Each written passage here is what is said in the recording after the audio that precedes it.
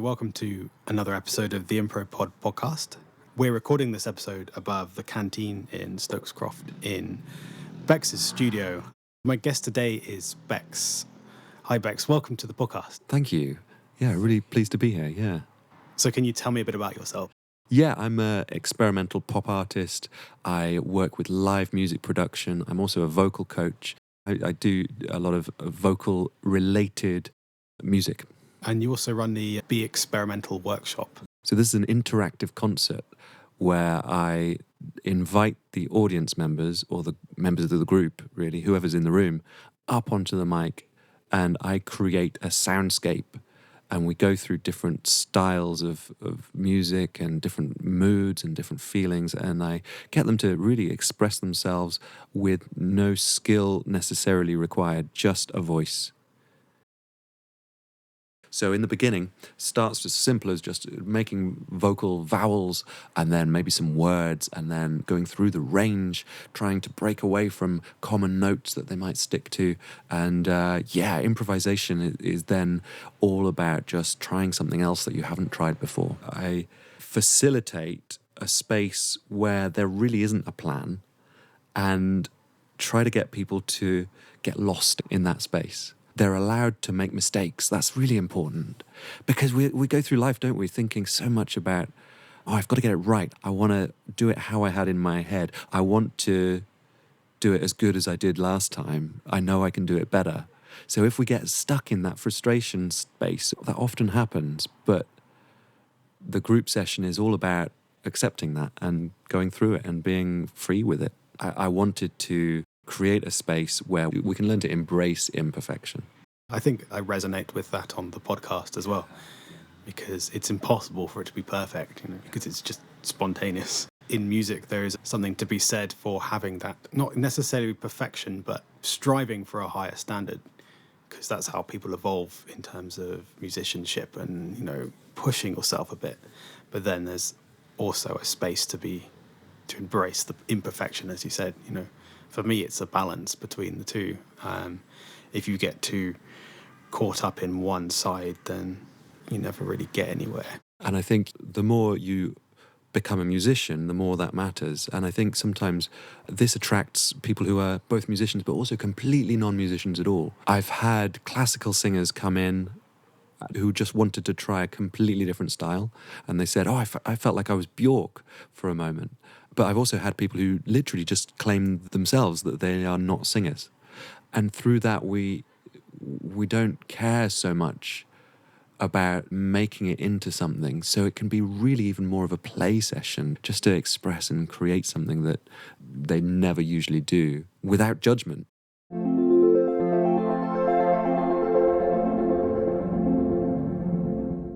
I'm going to play you a piece of music. And it's completely improvised. As a musician yourself, I want you to switch off that kind of analytical part of your brain that might say, it's in this key, or I'm making this kind of transition or whatever. But just tell me what it makes you think of. So that's any kind of thoughts, emotions that come to mind. Yeah. And don't overthink it too much, Yeah. All right, here we go.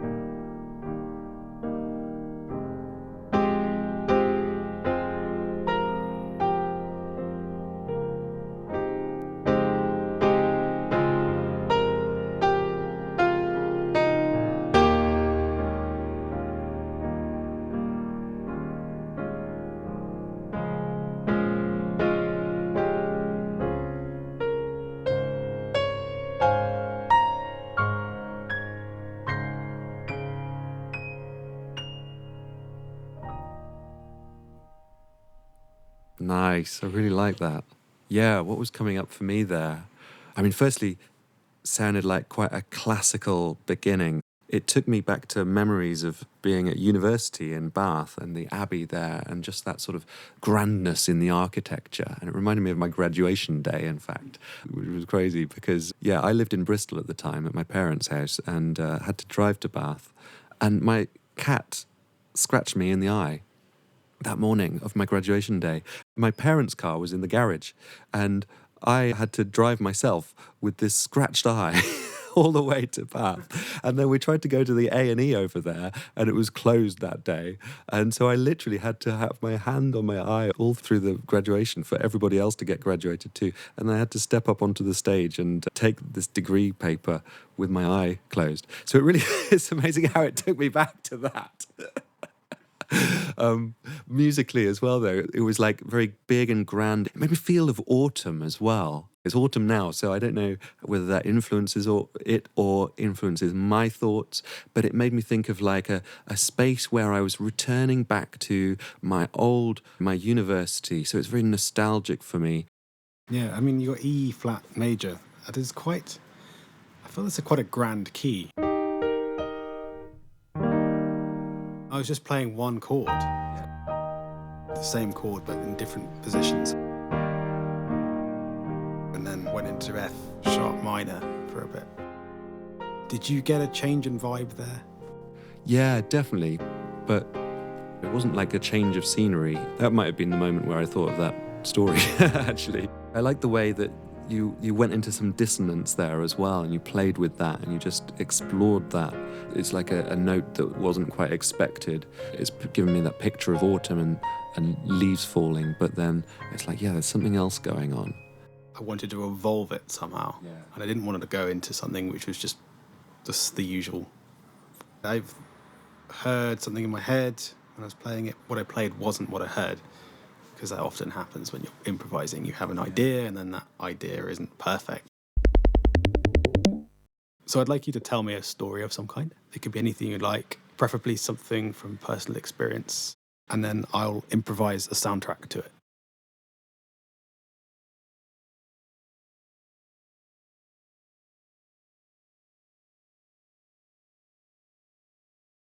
Picture the room. It's like just a big tent, a big dome tent, and there's maybe 30 or 40 people there, and she invites you to sit at the front on a cushion, and she's there then on the stage just singing to you, and she's got a pianist with her who they both play together very connectedly and intuitively.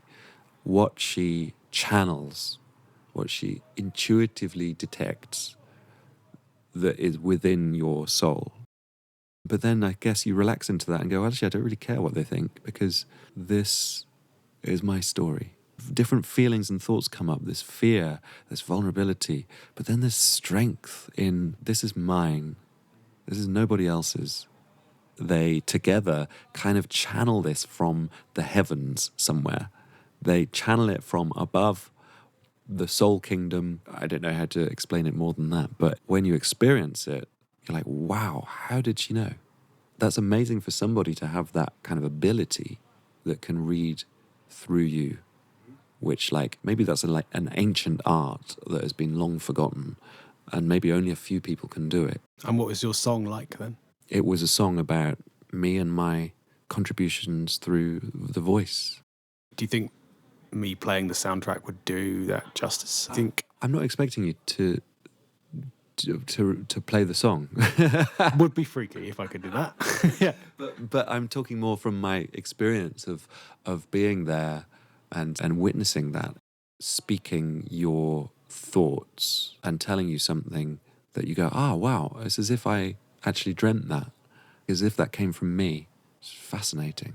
I literally sat there through about 12 or 15 other people wanting to do it, but thinking, I'm afraid of what she might say. And I could see that this had a similar effect to everybody else. Some had done it before.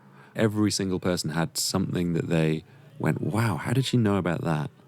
There was this real connection. And did she know that you were a singing coach? No. No, we spoke about 5 words beforehand. Is that surprise, that craziness of the unknown. It's like, how can we explain that? We try to explain things in science, but we can't explain everything in science. That's something that's beyond. It was almost like a message for me. A message to say, that I'm doing the right thing, that I'm on the right track.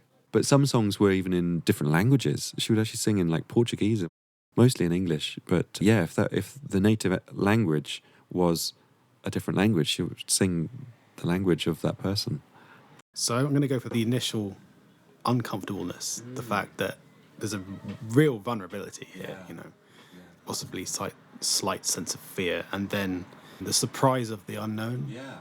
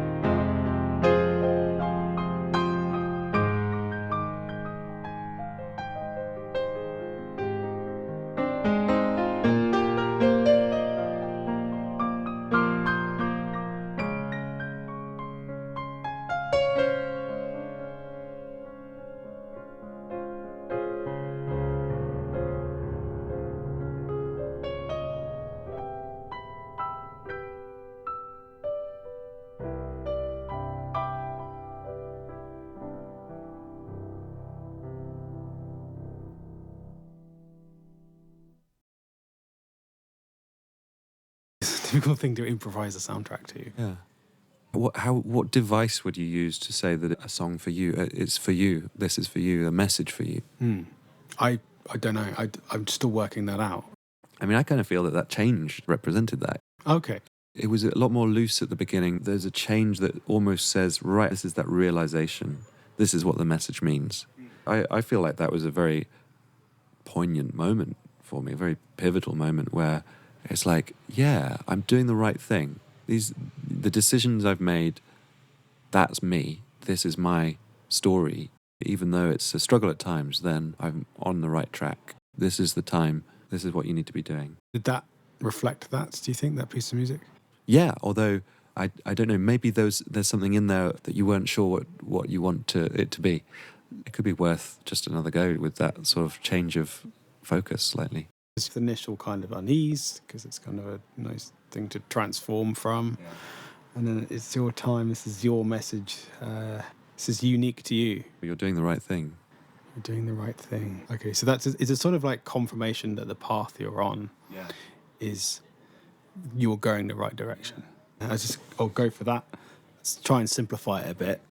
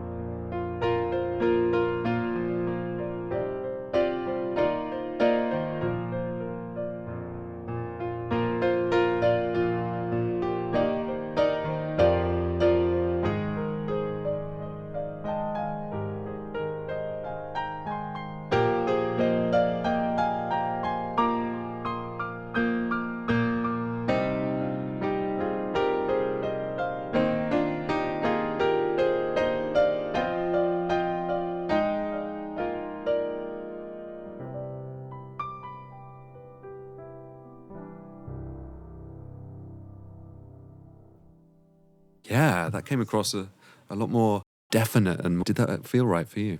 Yeah, I played it with more confidence. The first time I played it, I was struggling with the concept a bit. It's kind of tricky thing to do. So that worked for you a bit better. I went for the same change that you spotted at the end, that C minor to C major 7, and you got this real refreshing new perspective idea.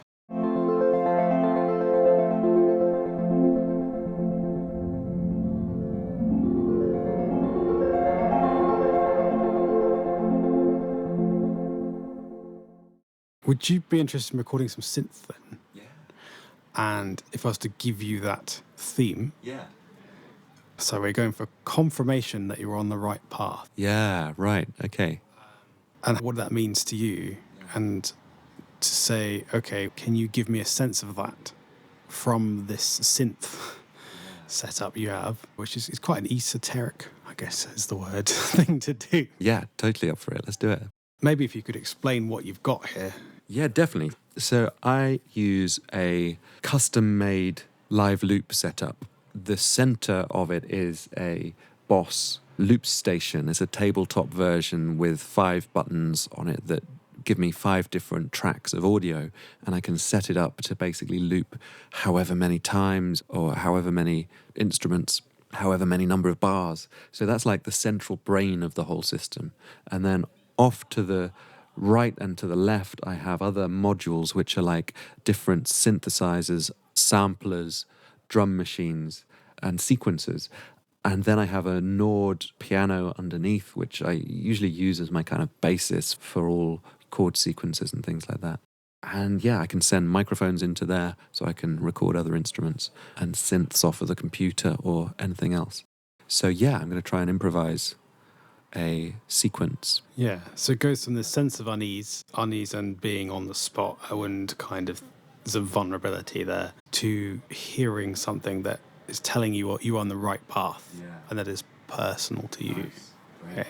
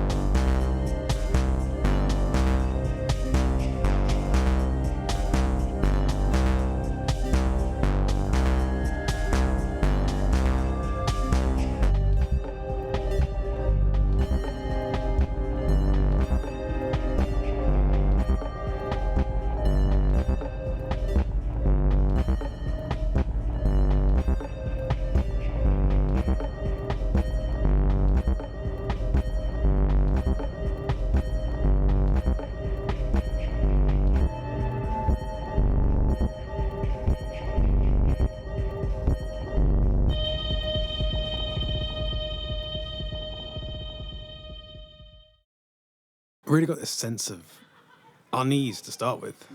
It was almost like Soviet unease. Yeah, that scale. Also, the tonality of the synth reminded me of Soviet style, edgy, bit paranoid kind of atmosphere, quite bleak. It was the same riff that went all the way through, and it developed a sort of character of its own and became much more driven, dancey, and what you were doing on the filters there was exploring certain things. Hadn't changed fundamentally, but it was finding its way. And then that apocalyptic vibe became less so. You could say this found its path. You see what I mean? Something from chaotic to finding the path. What I was trying to do is have that sense of unease at the beginning, but then express the path through the pulse. Obviously, with a loop station, you are stuck to repeating stuff unless you pre-plan. You can completely change, you can completely transform if I've planned it already. And it's quite fun, actually, that. Could almost do it live, but it's difficult because you've almost got to stop and start again. I wanted to just express that sense of unease and I don't know what to do, to the sense of, okay, this is the direction we're going.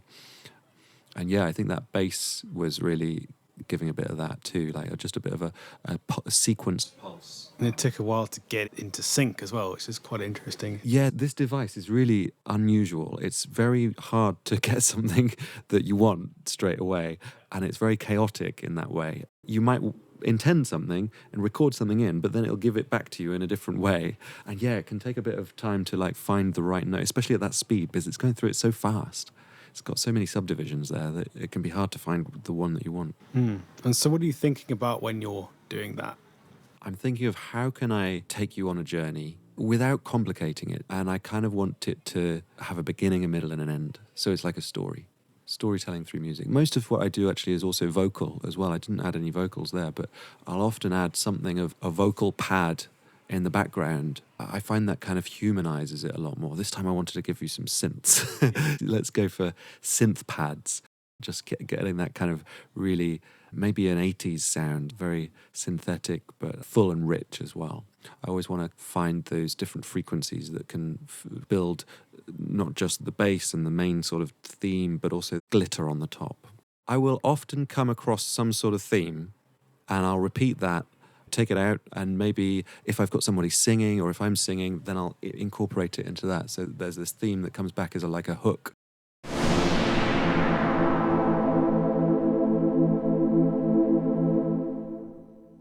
So what did you get out of this podcast?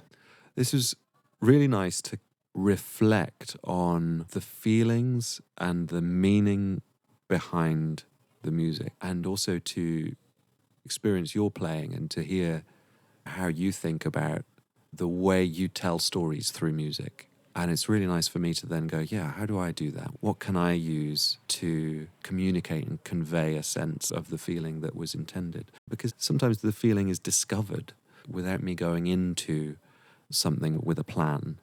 Great. Well, thank you very much for being on the podcast. Nice one. Thank you for having me. Thank you for doing this. Yeah. So where can people find you on the internet? Yeah, you can find me on my website, which is bexx.me. That's Bexx with 2 X's, BEXX.me.